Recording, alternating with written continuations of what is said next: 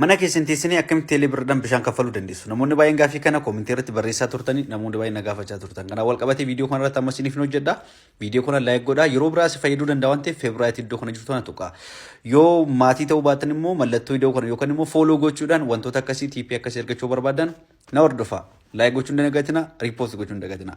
Gara viidiyootti ceena. Akkuma teelee birrii seentaniin bifoota kanaan fiicharii kana argattu. Egaa sirra seentanii booda iddoo kanarratti asitti aansee iddoon quba kiyyaan agarsiisaa jiru kana ilaalaa payment kan jettu jirti. Payment kan jedhu irra kilik gootan. Sana booda fuula kana isiniif fida.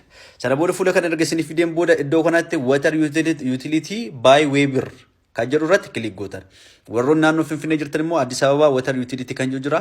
Akkasuma naannoo gara naannootti garaagarummaa qabu waan ta'eef keessattuu Oromiyaa keessa kan jirtan baay'inaan naannoo Adaamaa kan fayyadamtan ishee kana fayyadamuu dandeessan. Isa egaa kilik gootaniin booda gara fuula itti aanu kana isiniif fida.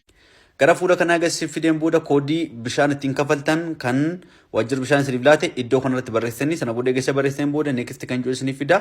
Next kan jiru irratti bishaan amma akka lakkaa'e kaffaltii isaa isiniif fida. Teelee birriirraa maallaqa yoo qabaattan kaffaltii sana konfirmi gochuu dandeessu jechuudha. Bifa kanaa mana keessatti bishaan kaffaluu dandeessan.